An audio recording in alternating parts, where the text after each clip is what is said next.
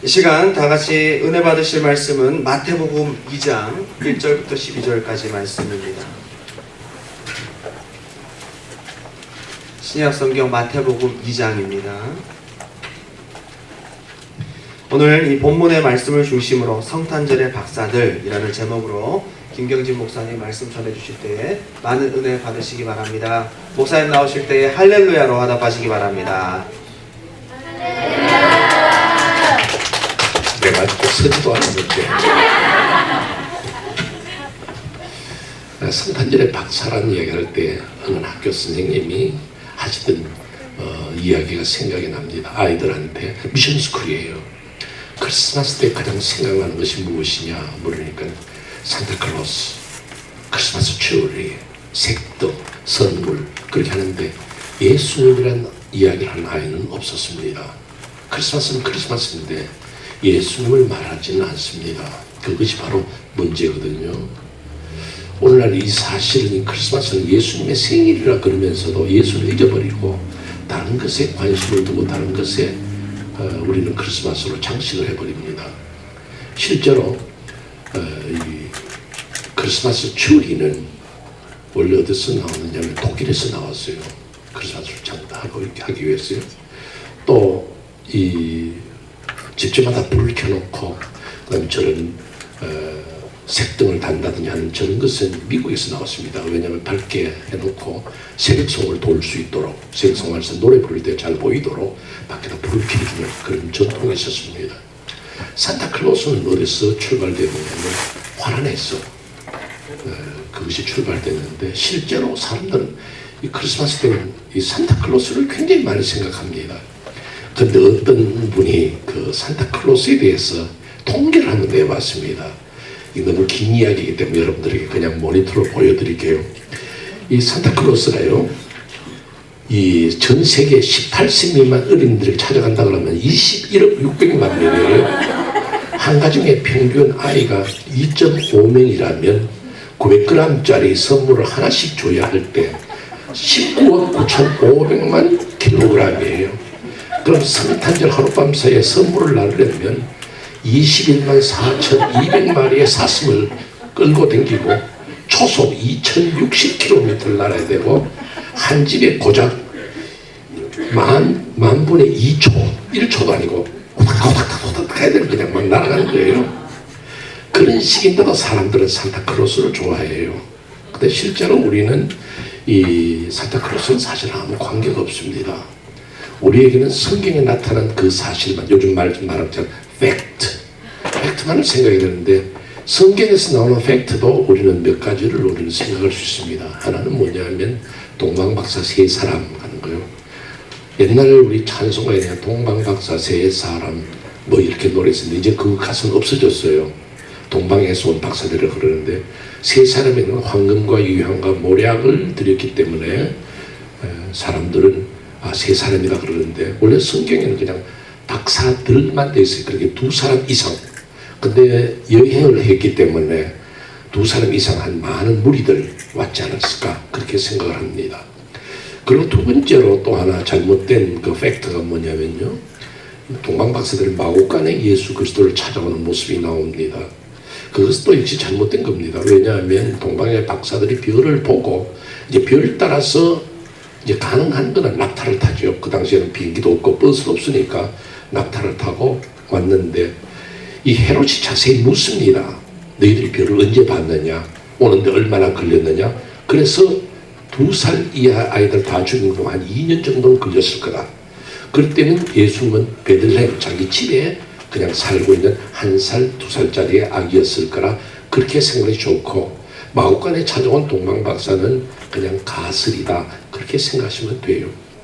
제가 그런 그 박사들에 관한 이야기를 여러분에게 말씀을 드리면서 오늘 여러분들도 성탄 감사 예배라 그럽니다. 그럼 여러분들도 어떤 면에서는 이 동방에서 온 박사들처럼 우리가 주님을 경배하고 예배하는 이 귀한 시간이다 생각하면서 이 말씀을 나누려는 것입니다.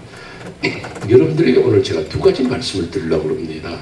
동방의 박사들처럼 여러분들도 예수 그리스도를 찾아 나오는 사람, 예수 그리스도를 만나기를 원하는 그런 성도가 되기를 주의 이름으로 축원합니다. 왜 제가 이 말씀을 드리냐면 이 동방이라는 것은 보통 학자들이 어디를 보느냐면 페르시아로 봐요. 이 페르시아는 예전부터 기원전 한 300년 전부터 이 예수에 관한 이야기들이 그 박사들 사이에 있었으리라 그렇게 추정을 합니다. 왜냐하면 여러분들이 다니엘서에 보면 그 박사들과 술사들과 점성술사들 많이 있었다고 그럽니다. 그러니까 다니엘도 그 페르시아에는 박사 중에 하나입니다. 그런데 성경에는 처음부터 이 발람 선자를 통해서 민수기 24장에 보면 발람 선자를 통해서 예수께서 별처럼 나타나실 것을 이야기를 했습니다. 그것이 바로 민수기에서 발람 선자의 예언을 통해서 나타나는 말씀입니다. 그런데 그 민수기 24장 17절에 보면 이 말씀이 나오죠. 내가 그를 보아도 이때 일하니며 한 별이 야곱에게서 나오며 한 별. 그래서 이 별이 뭘까? 나타나는 때인데 나타날 것을 기다리면서 그들은 별을 보았습니다. 그런데 늘 똑같은 별이에요. 날씨에 따라서 잘 보일 때도 있고 구름에 가려서 안 보일 때도 있었지만 별 생각을 했습니다. 많은 세월이 지났습니다. 그들은 날 딱 별을 하나 발견했습니다. 이상한 별. 그래서 그 별을 이게 과거에 우리가 배워왔던 우리 조상들이 말해왔던 어떤 분, 어떤 왕이 태어나지 않았을까? 그 사람들은 별을 연구한 사람이기 때문에 이 이상한 별은 보통의 별과는 달라요. 그래서 그 별을 찾아서 떠납니다. 선물을 싣고 몇 사람이 떠나는지 모릅니다. 두 사람 이상으로 많은 사람이 먼 길을 떠납니다. 그런데 그때는 길을 떠날 때 아무것도 없습니다. 그냥 떠나는 거죠. 별만 보고 갑니다. 전 여러분들에게 오늘 이 아침 말씀드린 것은 예수 그리스도를 찾아 나서는 것, 그것은 바로 성경에 나타난 예수 그리스도. 그분이 나와 무슨 관계가 있을까? 그분을 통해서 나는 어떤 삶을 살까? 이걸 먼저 생각하는 겁니다. 그 찾아 나서는 거죠. 찾아 나서서 길을 떠났습니다. 무엇만 보고요? 별만 보고. 마치 요즘 GPS를 보고 길을 찾는 것처럼 그냥 별만 보고 갑니다. 근데 전 여기에서 여러분들에게 두 가지 이야기를 드리고 싶습니다. 하나는 뭐냐면 별을 보고 찾아가서 그 다음에 뭐냐면 예루살렘에 가서 길을 잃어버립니다. 예루살렘에 갔을 때에 그들이 묻습니다. 유대인의 왕으로 나신 이가 어디 있느냐? 그냥 별만 보고 갔으면 바로 직행하는 거예요. 베들레헴으로 바로 가는 거예요. 근데 별을 보다가 옆으로 빠져버렸습니다. 왜요? 도시를 봤어. 동네를 봤어. 지금까지 사막길로 오다가 동네가 있으면 그 동네 가서 물어보자. 그래서 거기서 실패하는 겁니다. 저는 우리 두란노 교회에 출석하면서 저는 참 제 집사람과 함께 참 행복하다 생각합니다. 왜냐하면 참 좋은 교회다. 여러 성도들도 좋지만은 우리 이 목사님을 통해서 주시는 말씀이 너무 고맙고 또 여러분들은 어떻게 들은지 몰라도 이 목사님 설교가 참 깊고 굉장히 좋은 겁니다. 이 목사가 추천할 때는요 대단한 설교를 그렇게 하세요. 근데 왜냐하면 여러분들이 그 설교를 들을 때에 그 설교 속에서 제가 참 많이 공감하고 은혜를 나누는 것은요. 우리들이 그 목사님 부금 이 크리스마스 전에 우리에게 몇 차례 설교한 게 있습니다. 근데 그 설교 가운데서 우리가 생각해야 될 것이 뭐냐면 우리는 이 설교를 여러분이 기억하실지 모르겠습니다. 언약과 하나님의 언약과 그 약속과 실제 사이 그날 설교 제목이 뭐냐면 현실과 약속 사이라 그랬습니다.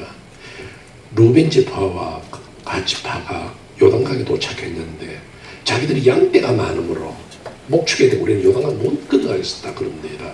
실제로 가나안 땅 건너가야 되는데 그건 하나님 약속인데 현실 속에서 행복하다 이게요.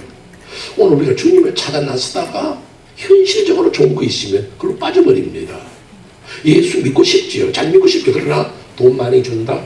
주의를 빠져야 된다. 어쩌면 신앙생활을 옳게 하지 못해도 돈 많이 번다. 성공할 수 있다 그러면 그 길로 빠져버리는 것이 우리들의 모습이다 그 말이에요.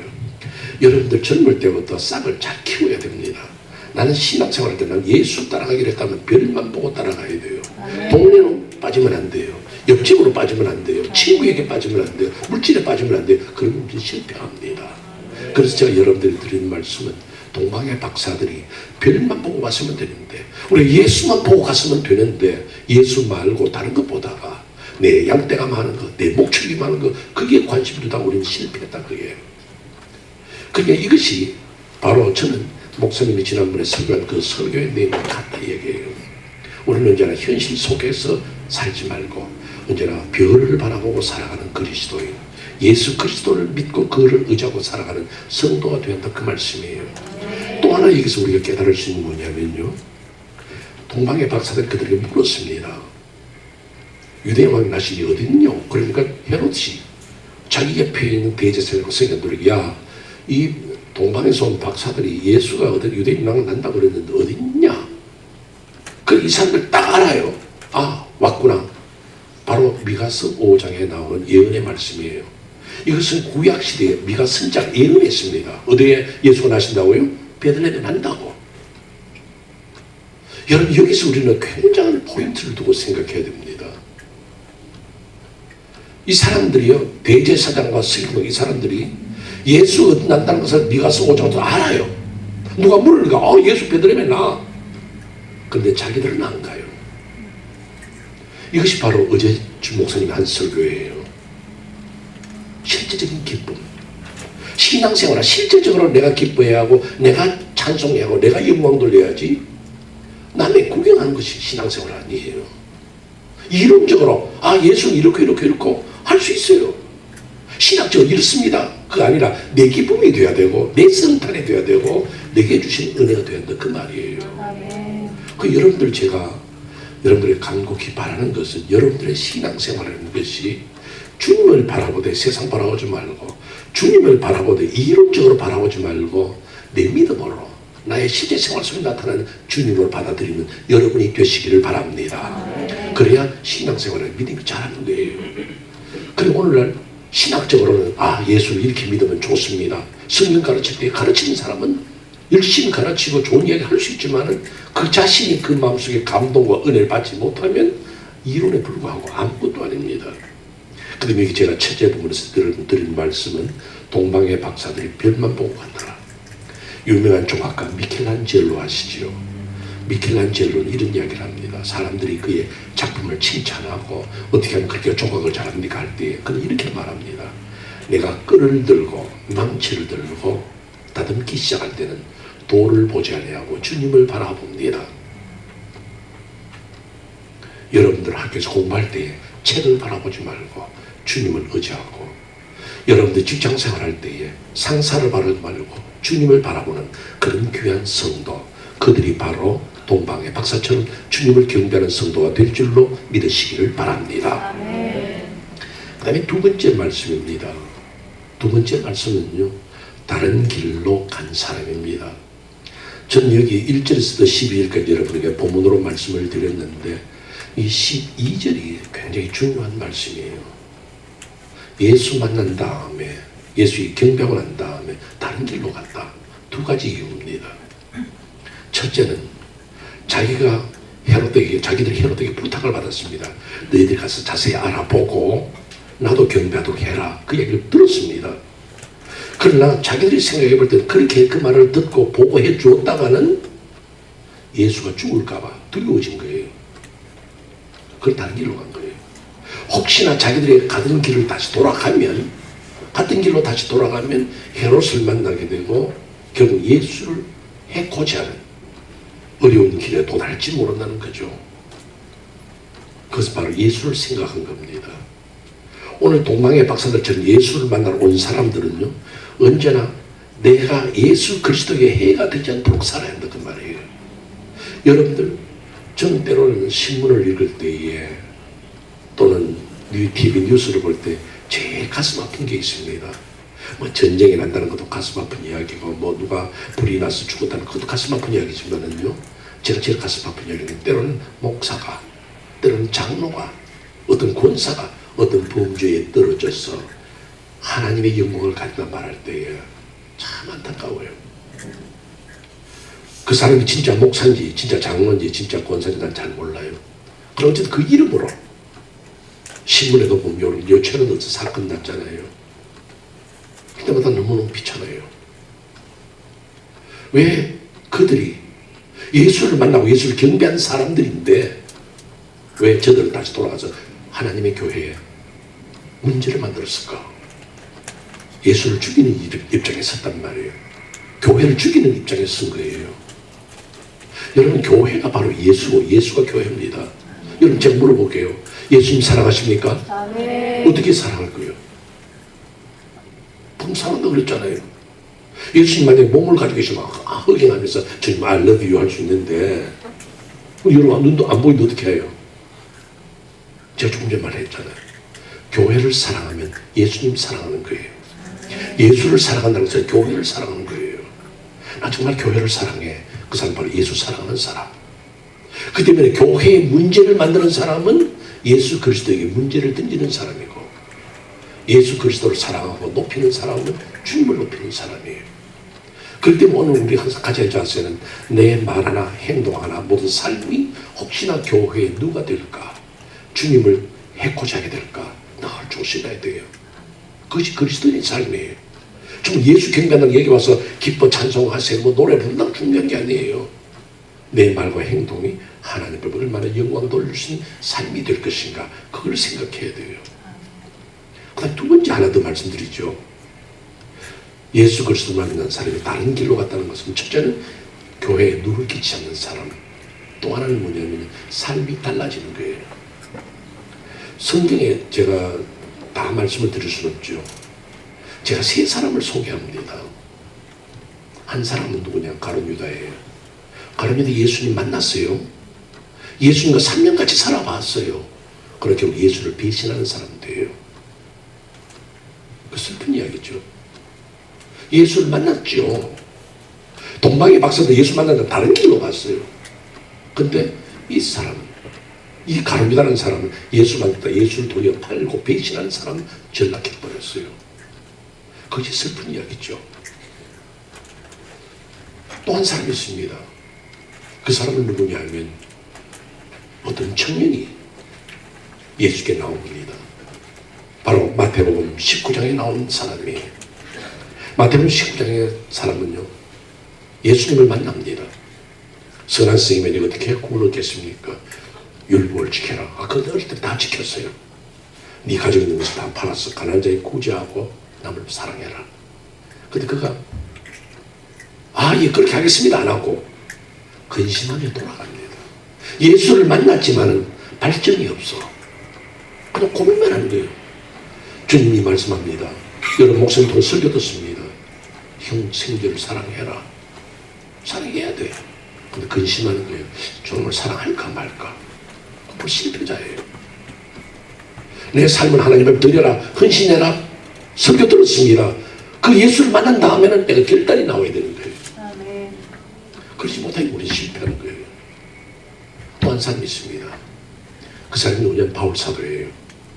바울 사도는 예수를 핍박하는 사람이었습니다. 그 어느 날 예수 만났습니다.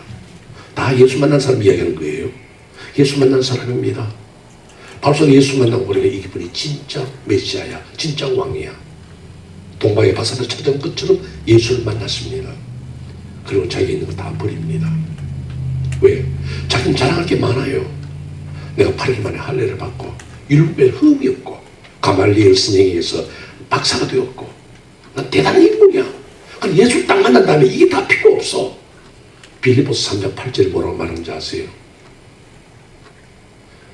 내가 자랑하던 그 모든 걸 다 배설물로 여기고, 배설물. 여러분 배설물이 뭔지 아세요? 이 배설물을 우리 한문으로 좋게 표현한 거예요. 헬라어로는 이 배설물을 뭐라고 그러냐면요, 스쿠발론이라고 그래요. 스쿠발론은요,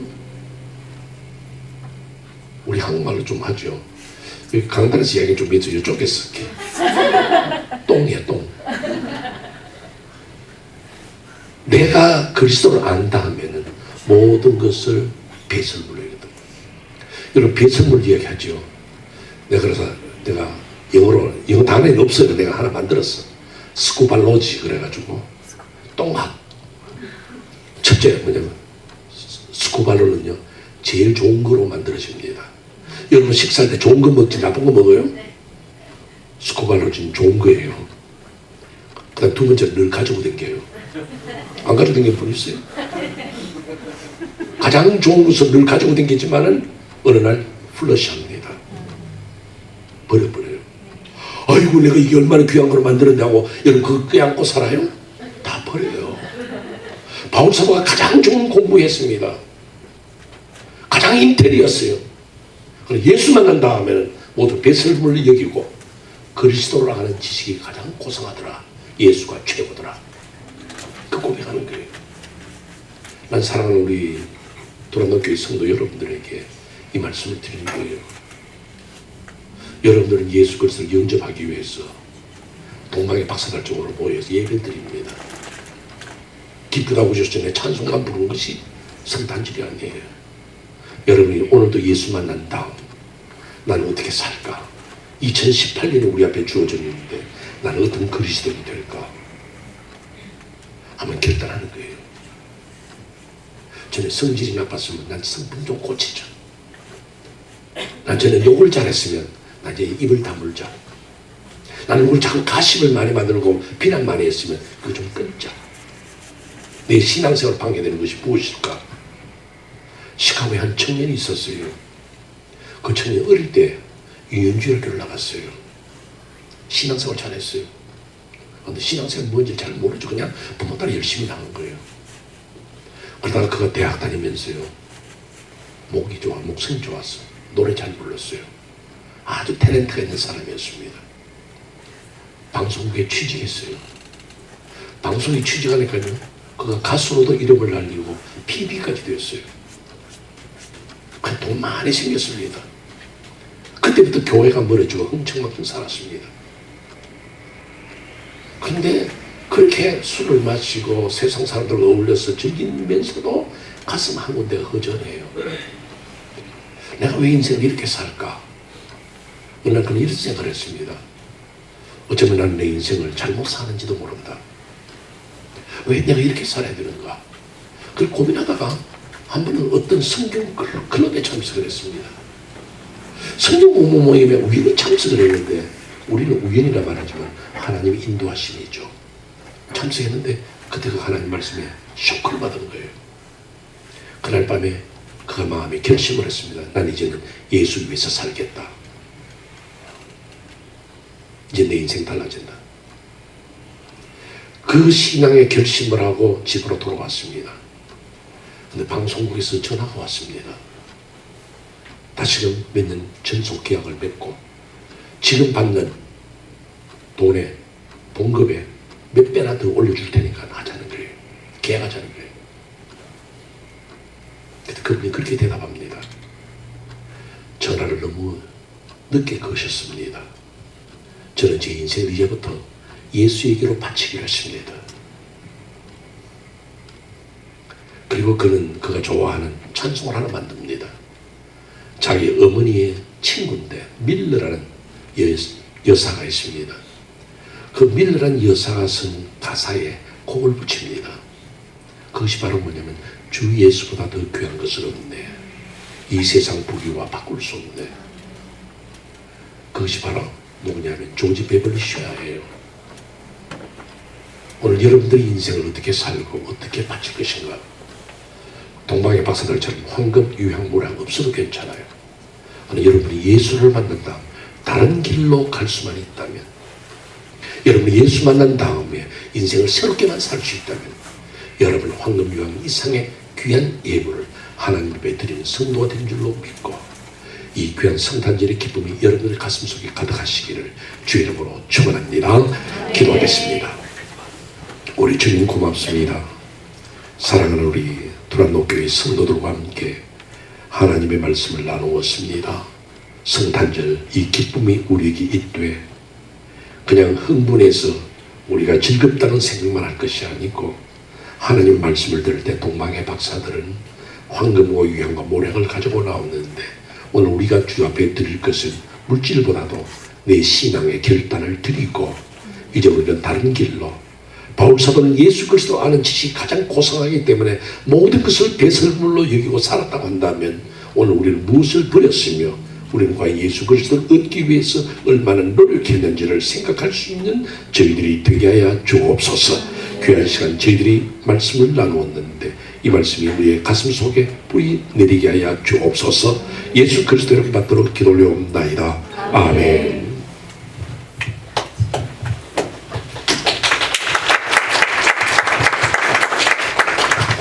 우리 말씀을 들었는데 찬양 부르면서 한번 결단 한번 할게요.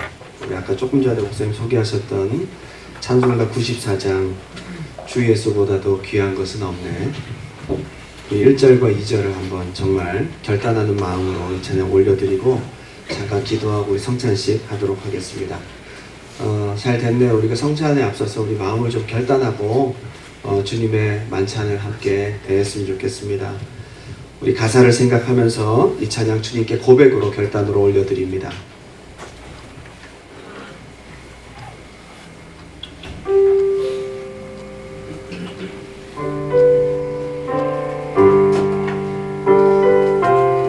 (1절과) (2절) 부릅니다. 주 예수보다도 귀한 것은 없네. 이 세상 풍기와 바꿀 수 없네. 영주 내 대신 돌아가신 그 놀라운 사랑 잊지 못해. 세상 두려움 다 버리고 세상 자랑 다 버렸네. 주 예수보다도 귀한 것은 없네. 예수밖에. 주 예수보다도 귀한 것은 없네. 주 예수보다도 귀한 것은 이 세상 명예와 바꿀 수 없네.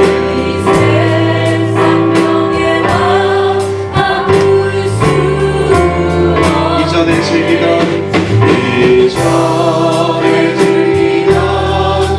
세상 일도 주 사랑하는 맘 내지 못해. 세상 즐거움 다 버리고 세상 자랑 버렸네. 주 예수보다도 귀한 것은 없네. 예수밖에 없네. 눈을 감고 우리 가슴에 손을 얹고 한번 짧은 시간이지만 우리 주신 말씀 정리하면서 오늘 이 말씀이 우리 안에 이루어지고 동방 박사와 같이 결단하는 시간 되었으면 좋겠습니다. 시간 다 같이 기도할 때 먼저 우리가 현실을 바라보지 않고 별만 보고 쫓아갈 수 있는 그런 은혜, 그리고 우리가 머리로만 한 메시아가 아니라 내가 찾아가서 경배할 수 있는, 그리고 우리가 예수님의 이름을 높여드리지 못하는 해가 되는 인생 되지 아니하고 예수를 만나고 난 다음에 변화된 삶이 될 수 있도록 인도하여 주옵소서. 2018년도에는 정말 또 변화된 모습으로 오늘 주님과의 만남, 주님의 말씀을 들은 것이 하나의 터닝 포인트가 되어 우리 삶 가운데 변화의 길로 가길 바랍니다. 오늘 이 말씀 우리 안에 이루어지게 도와주옵소서. 여러분 가슴에 손을 얹고 짧은 시간 결단하며 주님 앞에 간절히 사모하며 기도하겠습니다. 주님의 이름 한번 부르고 기도합니다. 주여